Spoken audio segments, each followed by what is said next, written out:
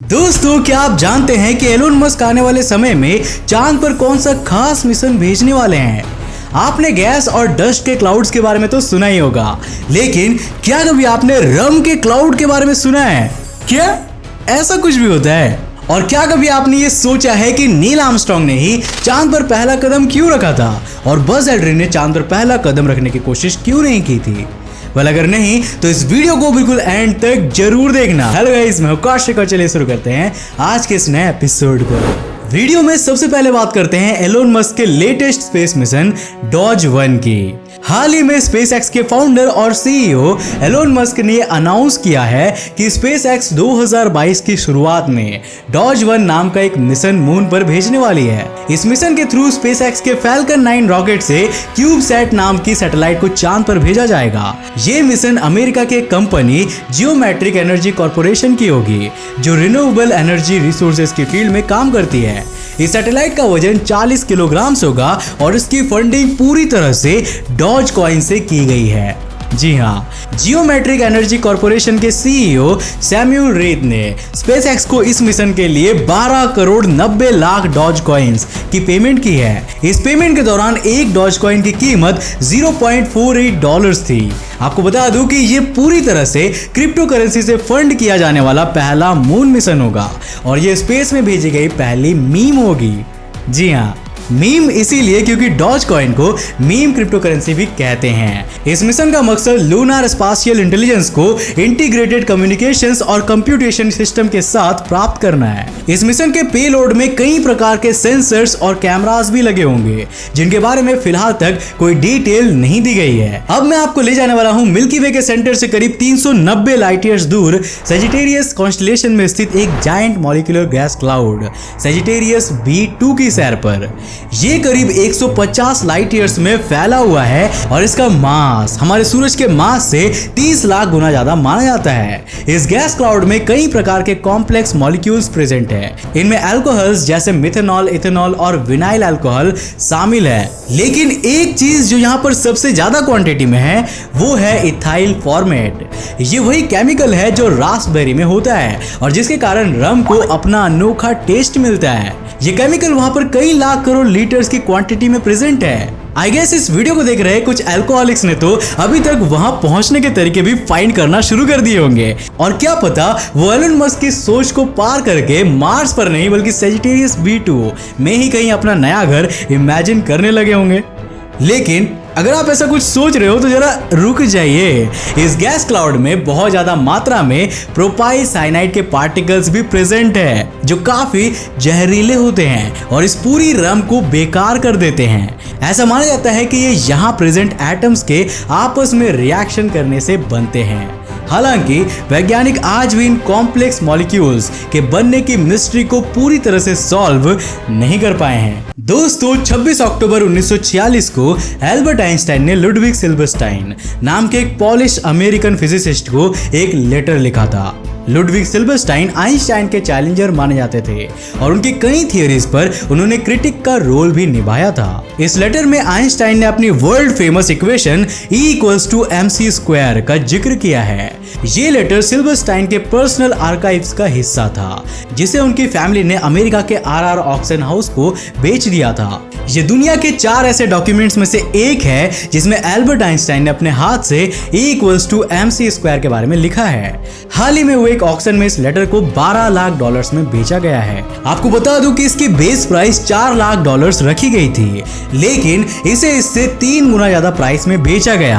हालांकि इसको खरीदने वाले का नाम डिस्क्लोज नहीं किया गया है और उसे एक एनोनिमस डॉक्यूमेंट कलेक्टर कह दिया गया है।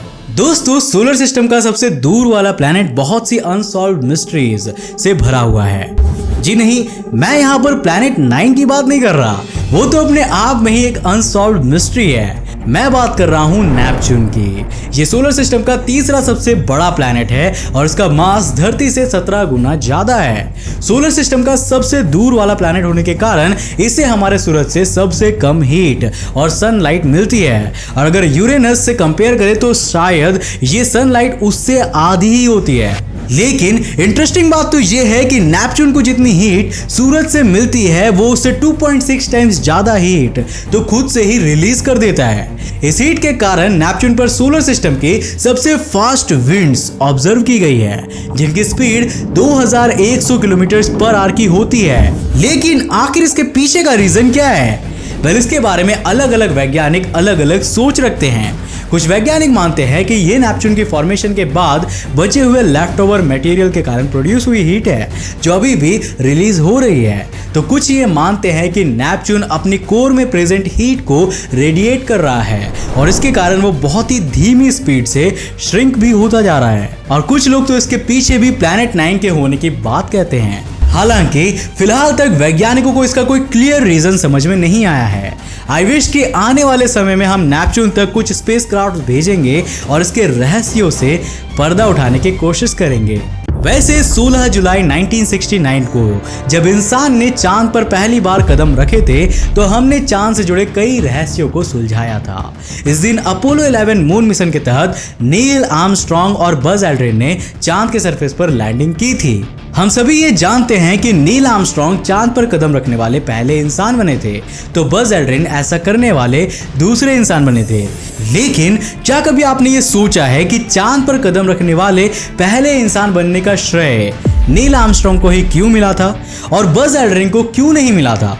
वेल, आपको जानकर यह हैरानी होगी कि मून लैंडिंग से पहले दुनिया भर के जर्नलिस्ट्स और नासा के कई ऑफिशियल्स यही मानते थे कि बज एल्ड्रिन ही चांद पर पहला कदम रखेंगे। इसके पीछे का रीजन ये था कि अपोलो मिशन के पहले स्पेस में भेजे गए जेमिनी स्पेसक्राफ्ट में राइट साइड वाली सीट पर बैठा हुआ एस्ट्रोनॉट पहले बाहर निकलता था, क्योंकि जेमिनी स्पेसक्राफ्ट में बाहर निकलने का दरवाजा राइट साइड पर होता था। और खबर ये थी कि बज एल्ड्रिन ही अपोलो स्पेसक्राफ्ट में राइट साइड पर बैठने वाले हैं। तो क्या बज एल्ड्रिन स्पेसक्राफ्ट के अंदर राइट साइड पर नहीं बैठे थे?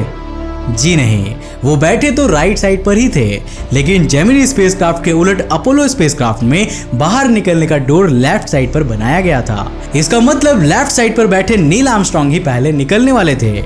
अगर बज एल्ड्रिन को उनसे पहले स्पेसक्राफ्ट से निकलना था तो उन्हें आर्मस्ट्रॉन्ग के ऊपर से चढ़कर जाना पड़ता। धरती पर हुए ट्रायल्स के दौरान बज एल्ड्रिन ने ऐसा करने की कोशिश भी की थी, क्योंकि ऑब्वियसली वो भी चांद पर कदम रखने वाले पहले इंसान बनना चाहते होंगे, लेकिन वो नील आर्मस्ट्रॉन्ग के ऊपर से बाहर नहीं निकल पा रहे थे। सेकेंडली, नासा के सीनियर ऑफिशियल्स मानते थे कि चांद पर पहला कदम रखने का श्रेय नील आर्मस्ट्रॉन्ग को ही मिलना चाहिए था, क्योंकि वो इस मिशन में मॉड्यूल कमांडर थे और Buzz Aldrin lunar module pilot थे। हालांकि बज एल्ड्रिन को इस बात का शुक्र जरूर मानना चाहिए कि एटलीस्ट उन्हें चांद पर लैंडिंग करने का मौका तो मिला, नहीं तो माइकल कॉलिंस को तो वो भी नसीब नहीं हुआ था। और धरती पर बैठे लाखों करोड़ों स्पेस लवर्स तो सिर्फ इसके सपने देख सकते हैं। वैसे अगर आप बज एल्ड्रिन की जगह पर होते तो क्या आप नील आर्मस्ट्रॉन्ग से पहले चांद पर लैंडिंग करने की कोशिश करते या फिर पहले से तय प्रोसीजर को ही फॉलो करते? हमें नीचे कमेंट करके अपनी राय जरूर बताना। उम्मीद है कि आपको ये वीडियो जरूर पसंद आया होगा और इस वीडियो से आपने कुछ नया जरूर सीखा होगा। अगर हाँ तो इसे एक लाइक करने के साथ साथ अपने फ्रेंड्स और फैमिली के साथ जरूर शेयर करना। अगर आप नए हो इस चैनल पर तो इंटरेस्टिंग वीडियोस के लिए इस चैनल को सब्सक्राइब करने के साथ साथ नोटिफिकेशन बेल को ऑन कर देना ताकि आप देख सको हमारे वीडियो सबसे पहले। तब तक के लिए बाय, जय हिंद।